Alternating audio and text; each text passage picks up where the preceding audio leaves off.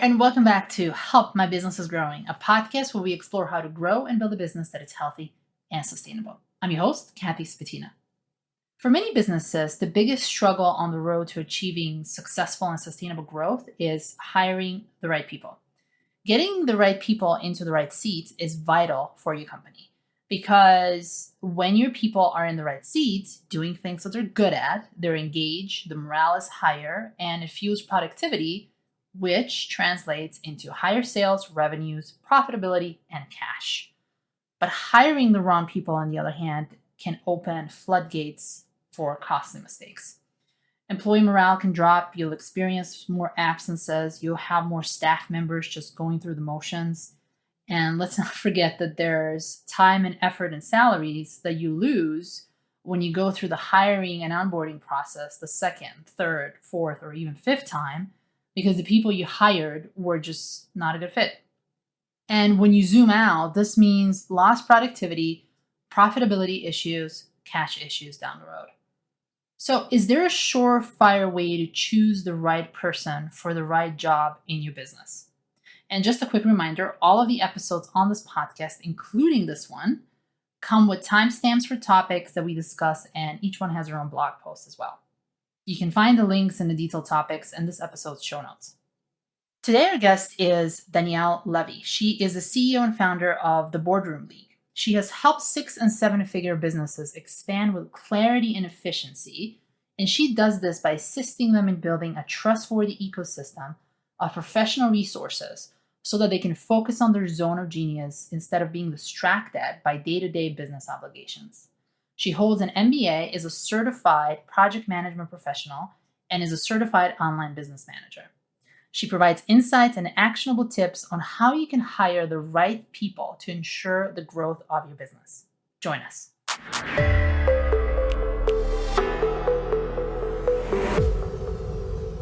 Welcome to the show, Danielle.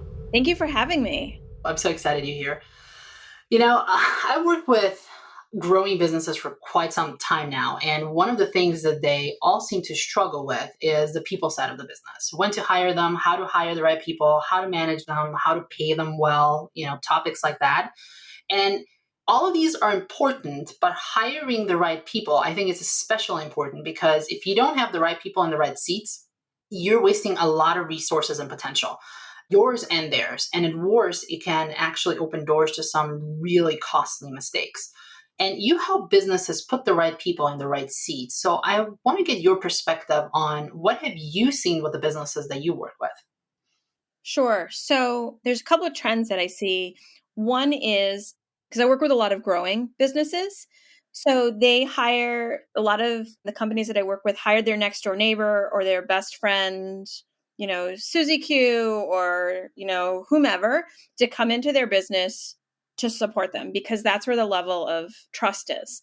And while I can completely appreciate that, I would say 99% of the time that does not serve the business in the way that it should. That's not to say that your neighbor or your best friend or whoever it is isn't qualified for a position, but I always recommend to people to do a formal job description. What do you actually need done? And go through your formal hiring process. And if in the end, the best candidate is your neighbor or your cousin or whomever, that's great. But it can definitely impact the business. And then also on the personal side, it can impact that as well.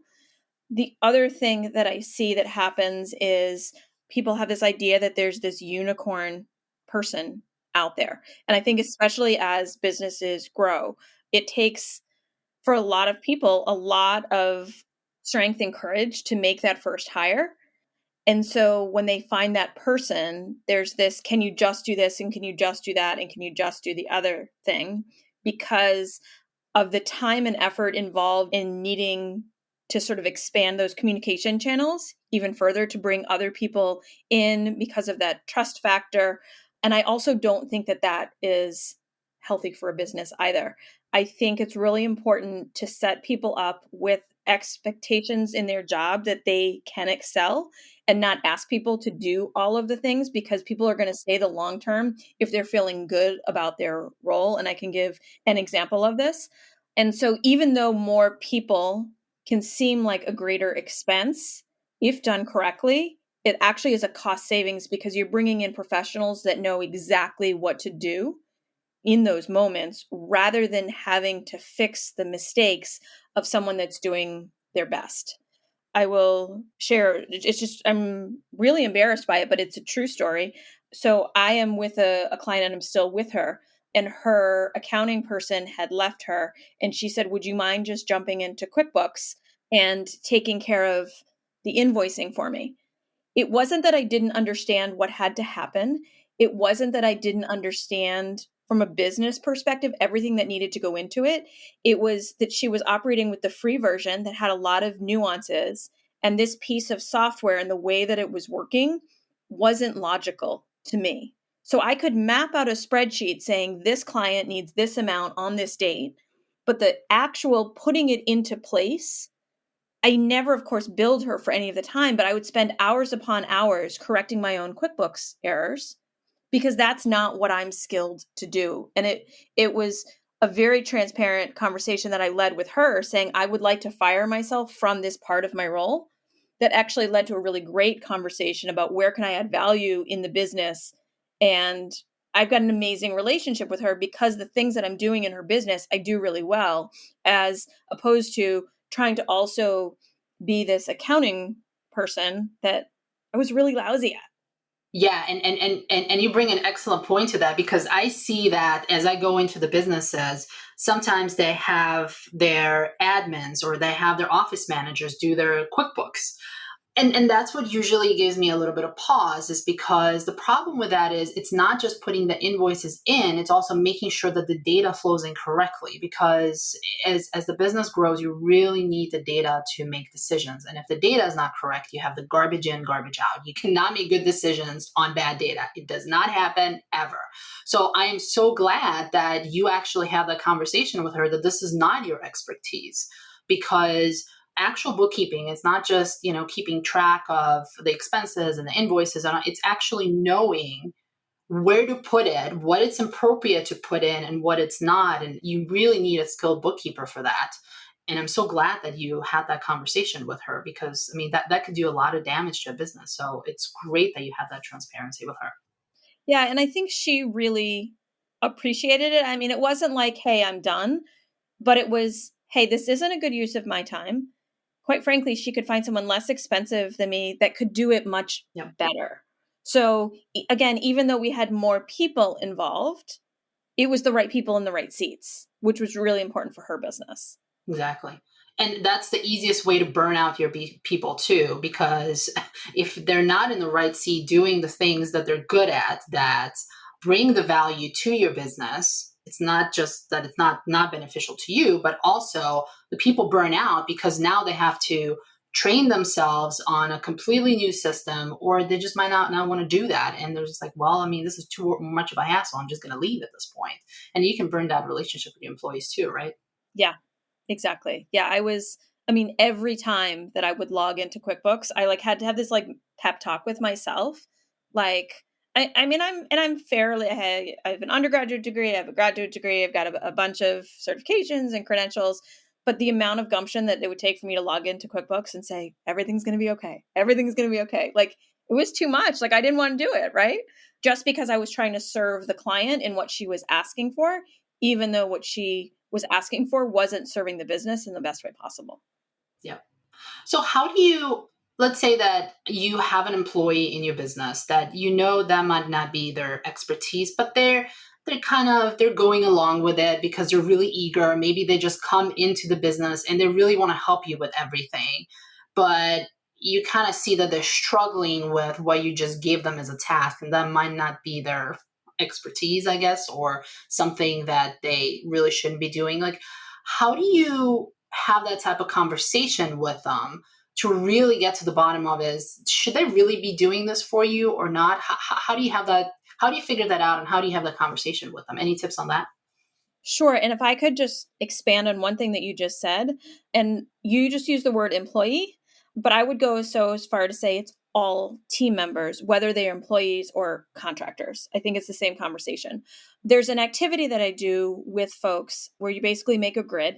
So there's 4 quadrants, and you map out, these are the things that I love, these are the things that I hate, these are the things that I like but I'm not good at, these are the things that I don't love but I'm learning, right? So there's 4 quadrants.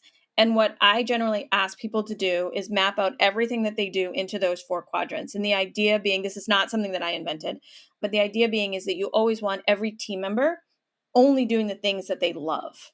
And so it's a very positive conversation about how can we keep you doing the things that you love to do and that you're good at or that you want to be learning to do, rather than you're not so great at this, let's take this away.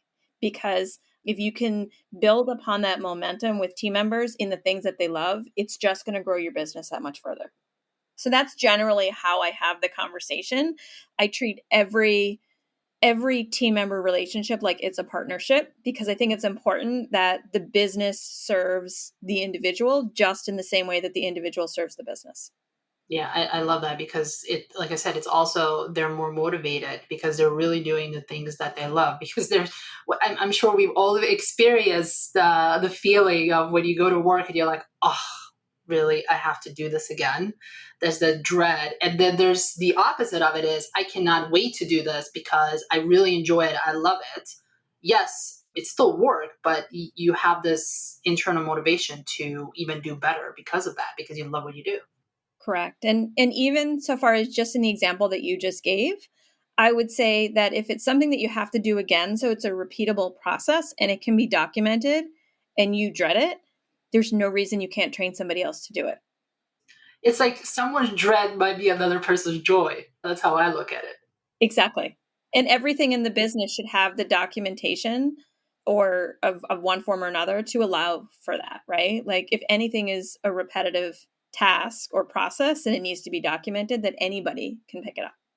So, why do you think that people struggle so much with this? Is it because they just are afraid of hiring another person? They don't know the benefits of the systems and processes, documentation of it, so that they can actually give it to another person? Is it just, I mean, why do people struggle so much with this, like putting the right people in the right seats? Because I've seen that in the businesses that I've worked with. I mean, it is a struggle, and I'm trying to figure out what exactly it is. So I'm really curious if you have any insight of why is that such a struggle. I think the nature of the business that both businesses that you and I work in are fairly small businesses in high growth stages. And I think most of the business owners that we work with founded a business based on whatever the thing is that they're passionate about. And hiring in team comes along with them, but it's not the reason they got into business in the first place, unless you're a staffing agency or something like that, right? And so I think it's a combination of understanding the technical skills involved in the roles and then the culture of the organizations. I've been in the same role on multiple teams, and just based on the culture and the tone of the CEO, I've been a fit for it or not. Or maybe I'm just saying that I've been a fit for it or not. Because when we have stopped going into the office, I think that's a large part of it. It's like this invisible culture almost. I think that's a piece of it. And I also think there's a formality to hiring that has kind of gone by the wayside as well. You know, you can join a Facebook group and you put up a job and then you get 10 people, and this one looks good based on their application. But I find that almost no one is checking references anymore, or, you know, anybody can throw up a website and say, these are the things that I've done. I've been in this situation. I'm actually in this situation right now with a client that we brought in someone she wanted to outsource her website. And the person that we brought in didn't ask for the access to the back end of the site. And they came into the team and they're working on it. All of a sudden we found out they're not qualified because the way that we had communicated as non-technical folks, the way that we had communicated our understanding of the back end was completely different than when they saw the back end, which seems to be more like a pile of spaghetti than we had anticipated. So I think there's a lot of factors in play that, in spite of best efforts, can just cause bad hires.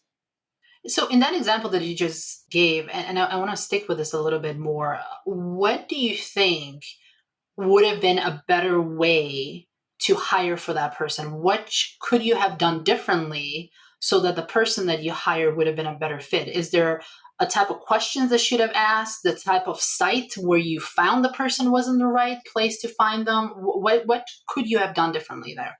So this was actually someone that we had worked with before. So they were a known entity. And someone coming in, if they're saying, nope, I've got everything that I need, I'm totally confident, we took it at face value as opposed to really saying, no, we need you to take a look at this.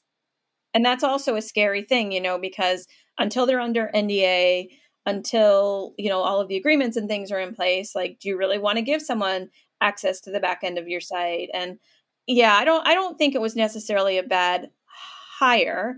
I think the particular person should have done a little more due diligence on their part. Yeah. And I usually the type of providers for that, and I've seen that. I mean, that is done in accounting, that is done in the fractional CFO work. The work that I do is I will not go into the business unless I have actually done an assessment on the business before so that I can actually see what's happening in the background, because it's good for the business because now you actually understand what their problems are and what they truly need. And it's good for the provider because now that it can say, hey, can I actually be of help to this business or not? And how do you actually price this type of work as well? So you're able to give them the budget versus just coming in and, saying, I can do this and not actually have the background. So I think that that's another thing to, from what I've seen from the businesses that I've worked with and the providers that I work with, the people that are doing the assessment up front are actually a lot more valuable for that particular reason, because now they know what your specific needs are and now they know how to work with you. And then you also get the feel of them, how it is to work with them, before you actually go and start doing this humongous project like a website redesign. Although in your case, you already had a prior relationship with that person, but that would be another mini step that you could do is if there's a completely new person, have them do that discovery of your business, the website, or whatever you're doing, right?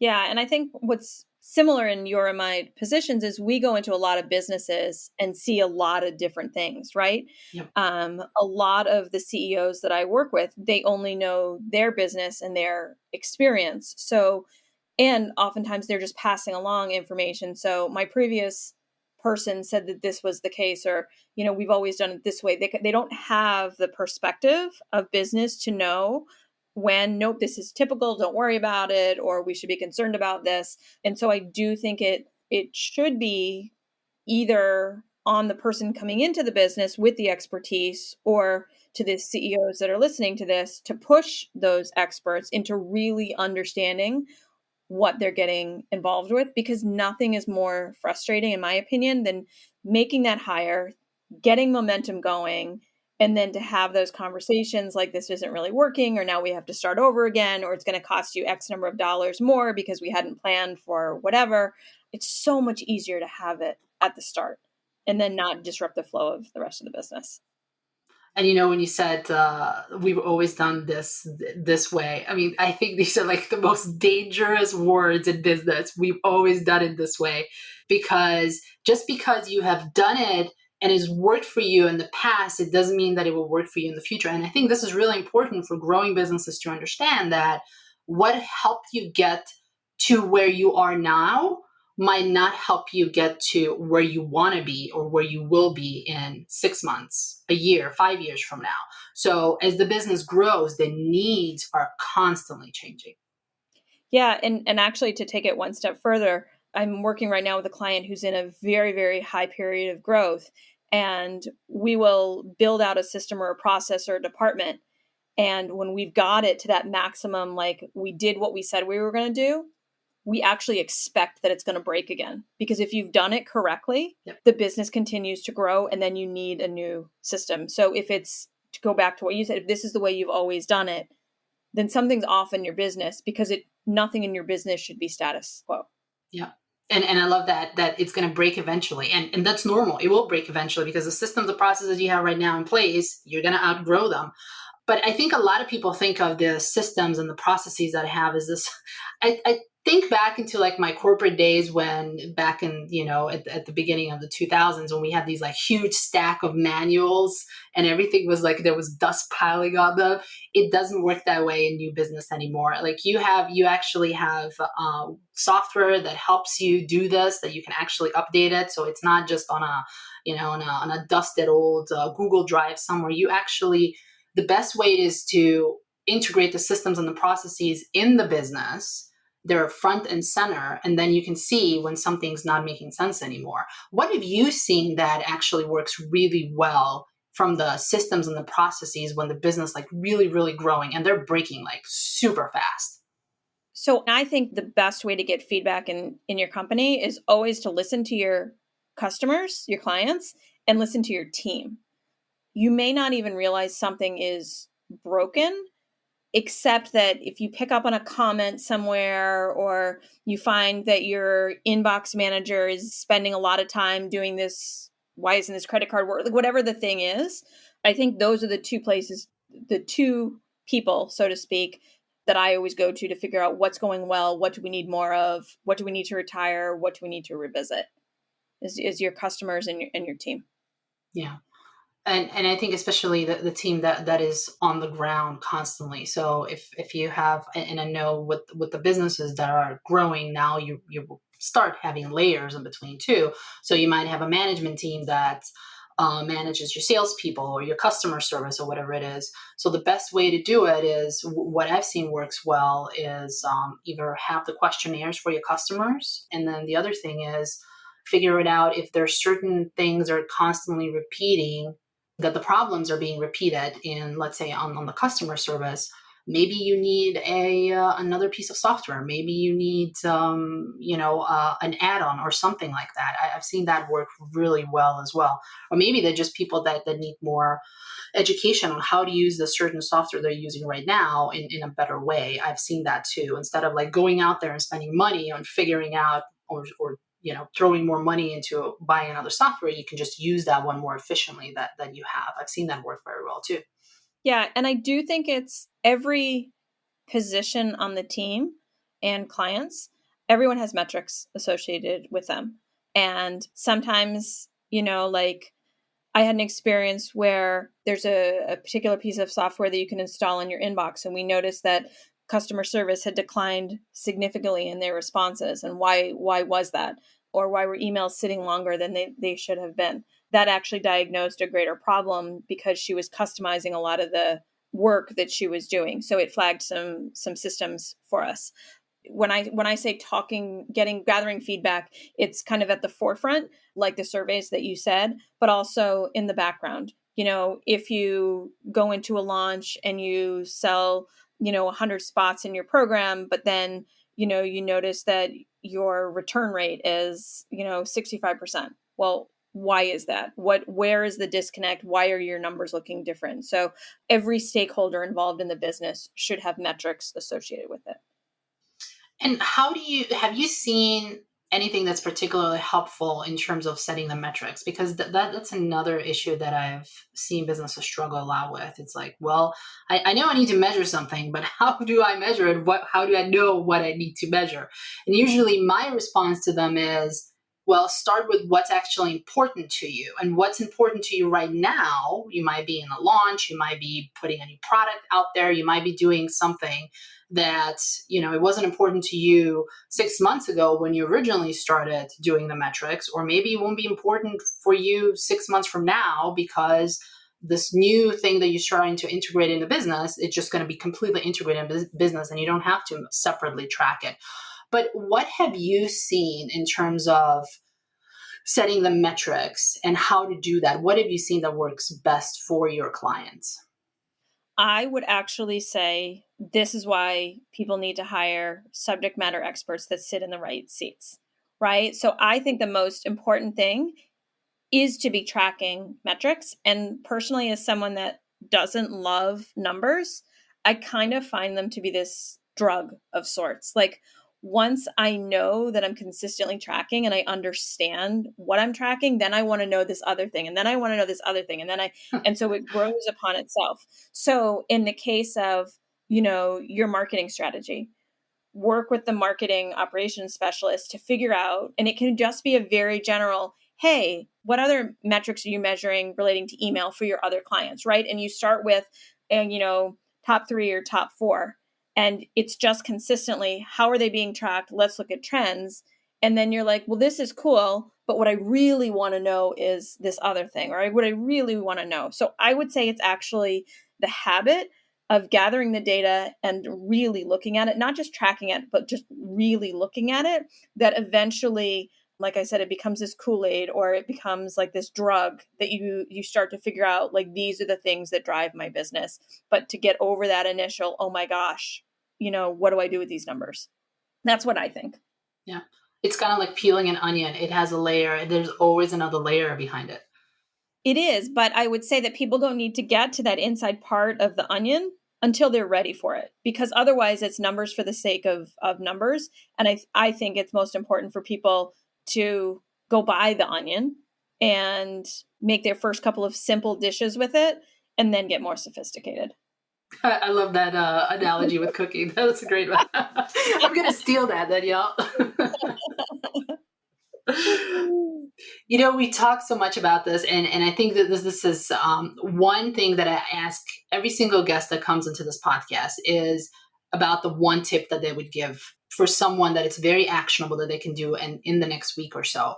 What do you think if someone really wants to get this right, that they hire the right people in the right seats, and there might not be in this place right now when they think that they might have a couple of hires, recent hires, or maybe like a long-term hires, that they might not be in a good place right now. They might have to change it. What is it that they can do in the next week to get them to that next step, that they have the right people in the right seats, and anything that would be particularly helpful for them? Very actionable. Sure. I would encourage the person making the hire to go through that quadrant activity that I just spoke about.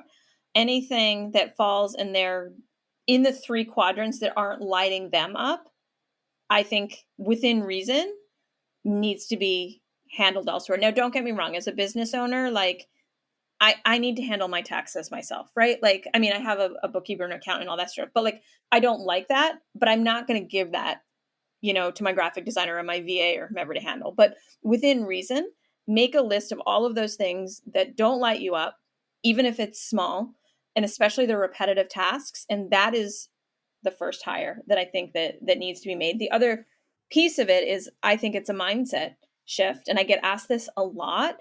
Hire people on your own terms. So it is okay to say to someone, it's not you, it's me. I want to try this rollout for 30 days. I've never hired for this position before. I don't know how it's going to work for me, but it doesn't have to be. I think as long as there's transparency and professionalism, you're not marrying someone. You're testing out this experience of, is this helpful for my business or not? And so as long as you're transparent in what your expectation is and how you're feeling about the role, I think it makes it very easy to revisit it later. So I guess that's one task and one thing to remember. I guess that's 2. Yeah, that's great. Danielle, where can people find you? Do you have a website? Do you have a Facebook group? Where can people find you? Yeah, sure. People can find me at danielleclevy.com or theboardroomleague.com. And on those pages, all my links are there. I'm on Instagram, Facebook. Sign up for my newsletter. It's all there. All right. Thanks so much for coming on the show, Danielle. I really appreciate it. Thanks for having me.